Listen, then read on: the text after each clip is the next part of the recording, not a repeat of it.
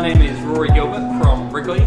Hi, I'm Catherine Walker and I'm from Woolworths. My name's John Stokes. I'm the Retail Channel Planning Manager here at Coca-Cola. Hi, I'm Shubha. I work as an analyst at Nielsen.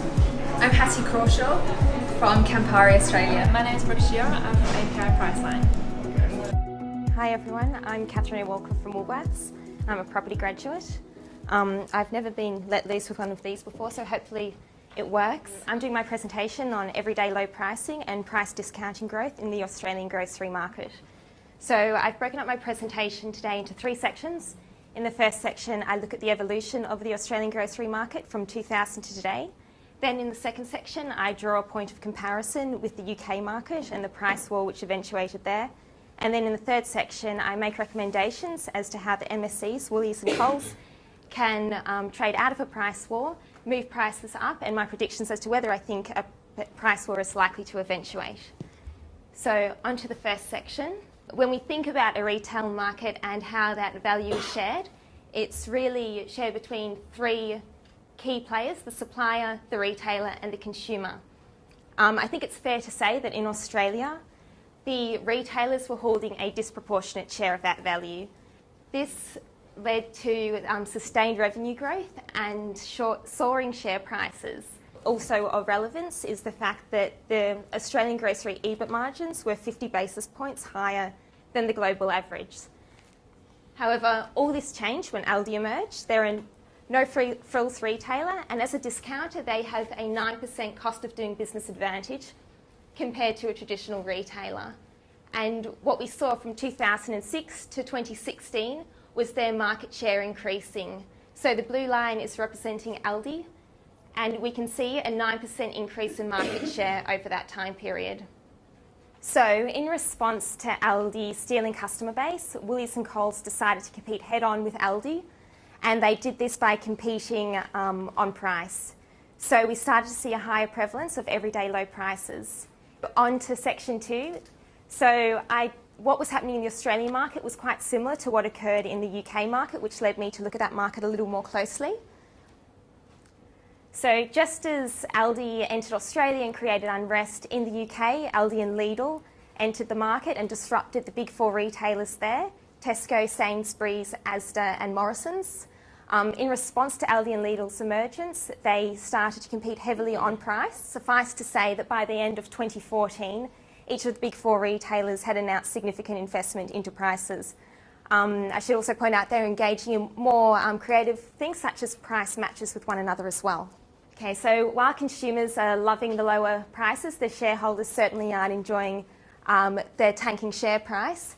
Here we can see the share prices of the big 4. Actually, we can see that they're all tanking. And for instance, if we just look at Tesco's share price, as represented by the blue line, in just 3.5 years, it lost 40% of its value.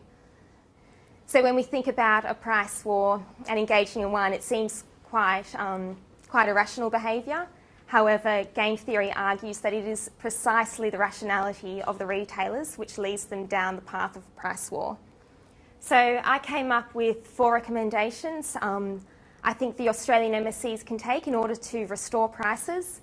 The first one is to create and communicate differentiated value.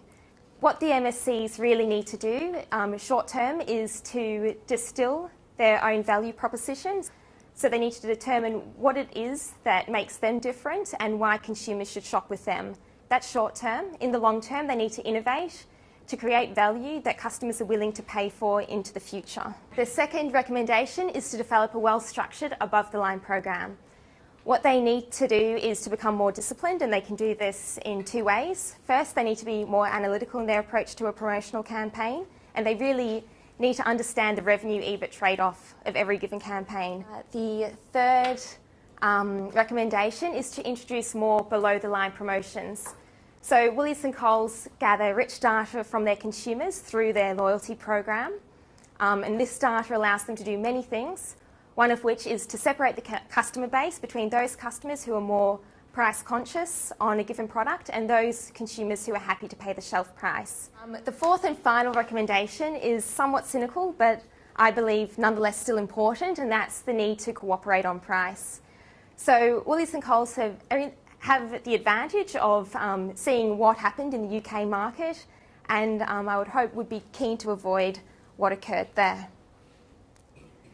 So my prediction as to whether I think a price war is likely to occur in Australia, the answer is no, I don't think so, and I have a few reasons for that. The first is that we've seen the winds blowing away from a price war. The second reason, as I've stated prior, is that Woolies and Coles have been able to view what occurred in the UK and would be wanting to avoid what occurred there. And the third reason is that the Australian market is structurally different to that of the UK. There's really only the two MSCs and a few other players, but it's far easier with fewer players in the market to interpret each other's moves, to be able to cooperate on price. However, it doesn't mean it's all smooth sailing from here.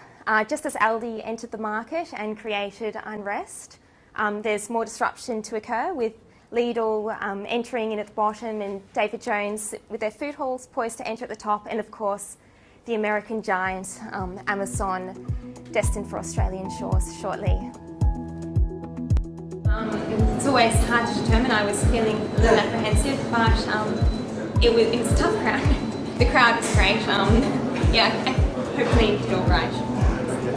The one thing we should have learned today from my presentation, I think it's probably how we should interpret the retailers' reactions or response to price discounting, and see it as an act of rationality in terms of game theory.